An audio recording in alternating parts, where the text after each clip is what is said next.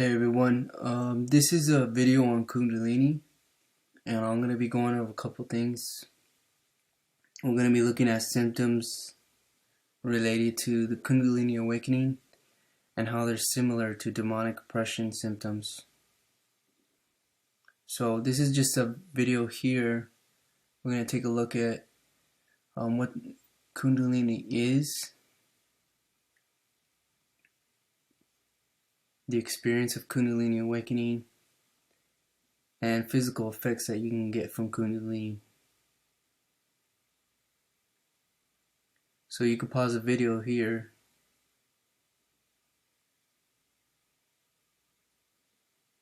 and here as well. And if you notice that I highlighted some of these words as yellow, like for instance electric, energy, tingling, electricity, energy rushes, touch, surging energy.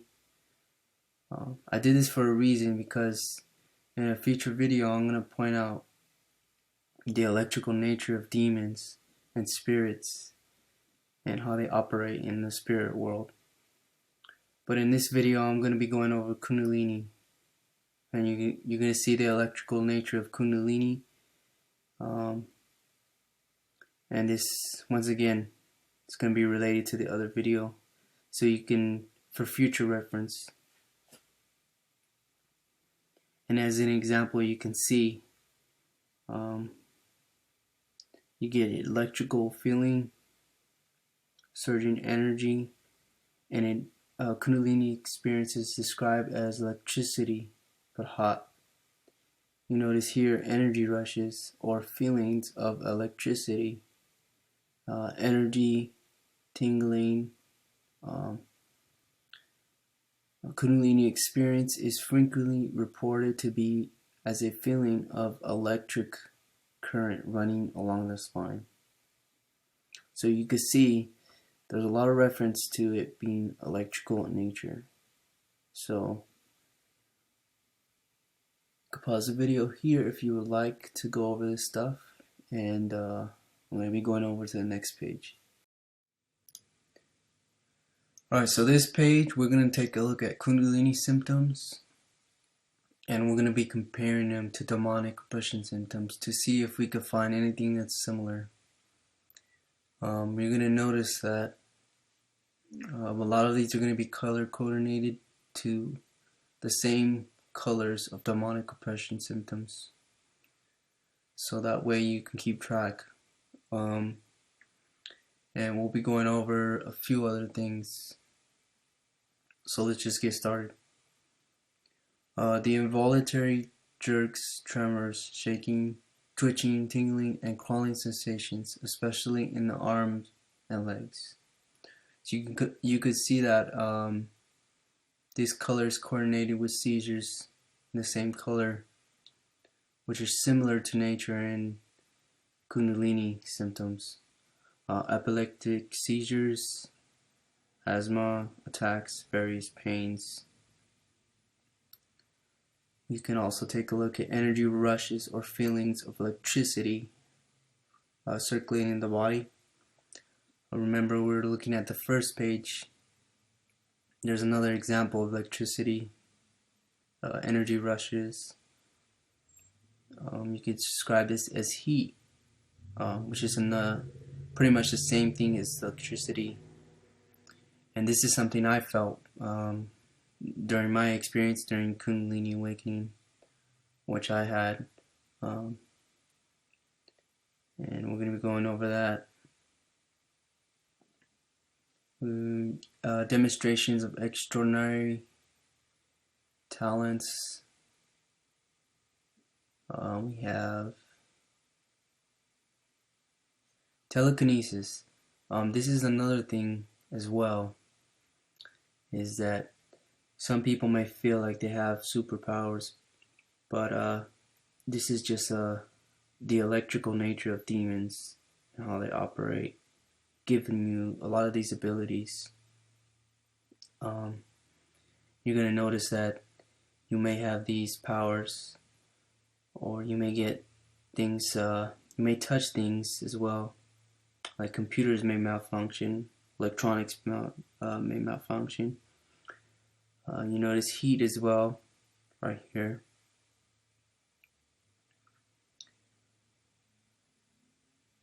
Visions or sounds at times associated with a particular chakra. You may get visions of maybe beings, spirit beings, dimensions. You may have visions of ego death. Sounds, you may get buzzings in the ear. There's a lot of different things that comes with it.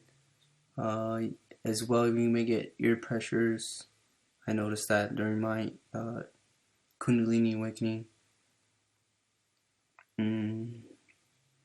Diminished or conversely extreme sexual desire, sometimes leading to stated constant or whole body orgasm.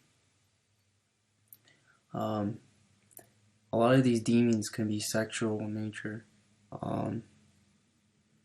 Some of them may come to you in dreams.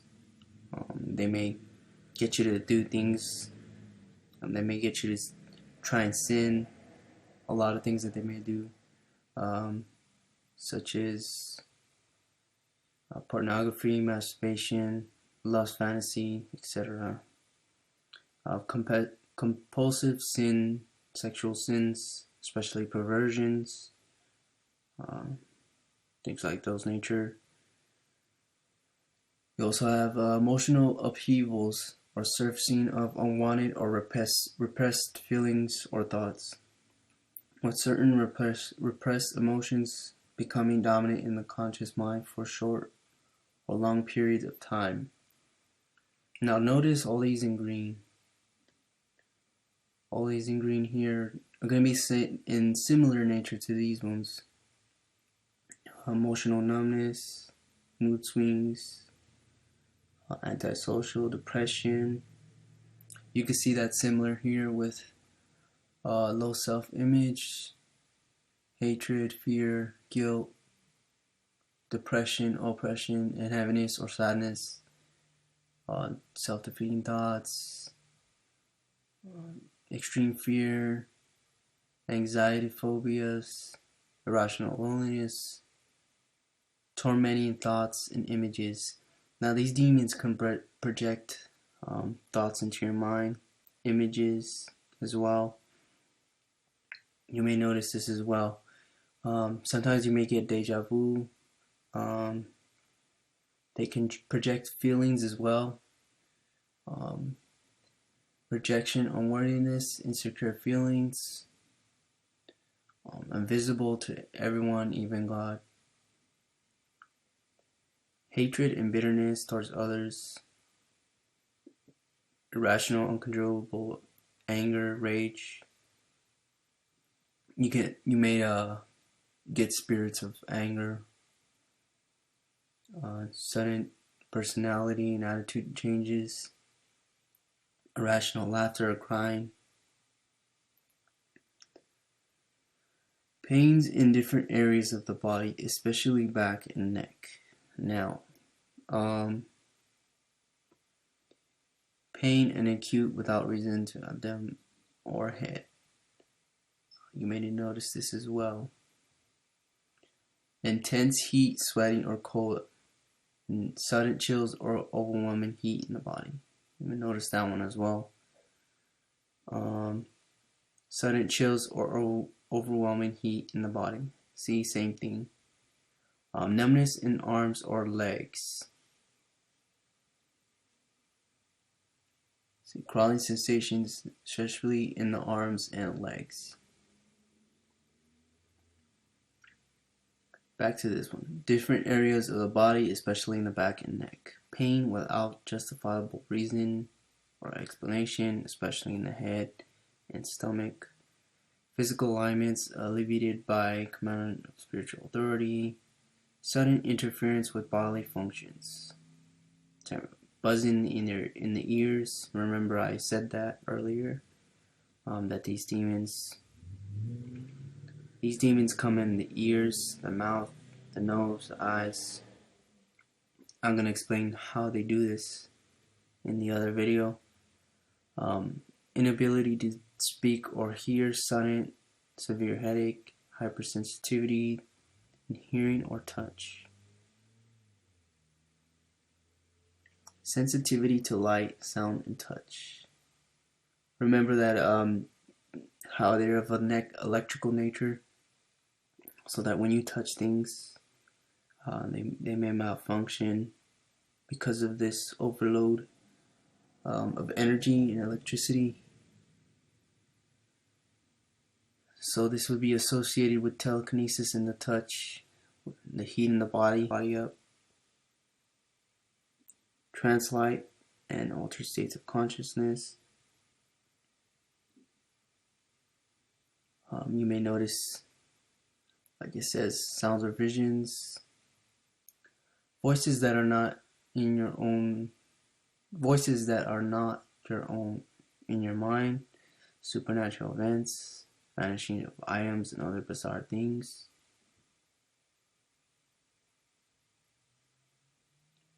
Voices in your head.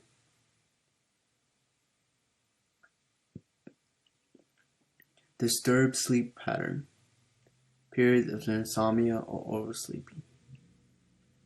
Extreme sleepiness around spiritual things such as reading the word, listening to a preacher, etc. Attacked by sexual demons at night, incubus and succubus spirits. Constant confusion in thinking, sometimes difficulty remembering things. Horrible nightmares causing fear, often having demonic images. Mental illness. Loss of appetite or overeating. Eating obsessions, notice there.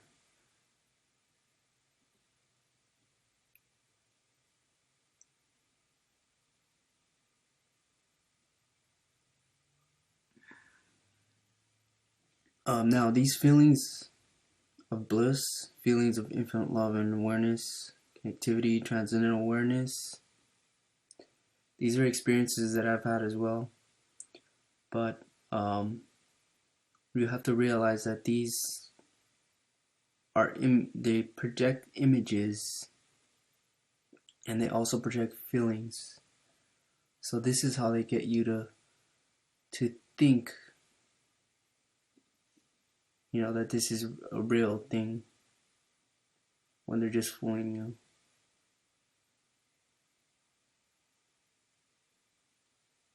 But yeah, so let me go over the next list.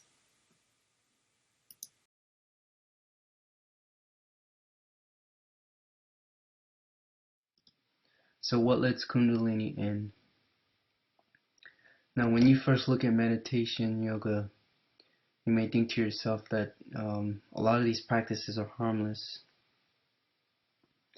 And essentially in the beginning, it may seem like so. But over a period of time, what happens is these demons and spirits will begin piling up in your body, in your flesh. And this is how they come in very quietly. But once you build up a certain amount of them, they become noticeable. In particular, this Kundalini spirit demon, when it starts manifesting all these symptoms, at first you may get a feeling of, really bliss or peaceful feeling. But then later on, it'll start to evolve into like feelings of hate, anger, negativity, just a whole host of negative emotions. And as you can see in this list, all of these symptoms, one that's really noticeable is that heat sensation. And what it is it's the demons and spirits that are charging your flesh, overloading your nervous system, and after that, it just goes downhill. But back to what I was saying, is that meditation, yoga, tantric practices, sorcery, witchcraft, divination, occult practices, rituals, astral projection. Now, at first, when I first got into astral projection, this was another thing that I thought was harmless. But what you're actually doing is leaving your body, and you're entering the area of the spirit world where they're at, these demons and spirits, and you're pretty much on their turf, and you're pretty much no match for them. I mean, they could fool you with anything, projecting images, deja vu. They'll make you feel like you may have been here before. They'll project all those images. They can also replicate certain images in your mind through the access of the third eye. They could also project whole sets, whole rooms, whole environments. I mean, these things are nasty. You're no match for these things on their turf. I mean, the amount of tools and deception they have, it's unbelievable. And in my other video, I'm going to be going over how they do all this stuff, and why it's so dangerous, and why you should stay away from this stuff, and only trust in Jesus Christ, because He'll protect you from all this stuff. Shamanism, it's the same thing. It's related to astral projection. When you take these things, drugs such as DMT, all these psychedelics, New Age, Satanism, a lot of the same things, sexual union, initiations, Hinduism. Hinduism is just really dangerous. You should stay away from that.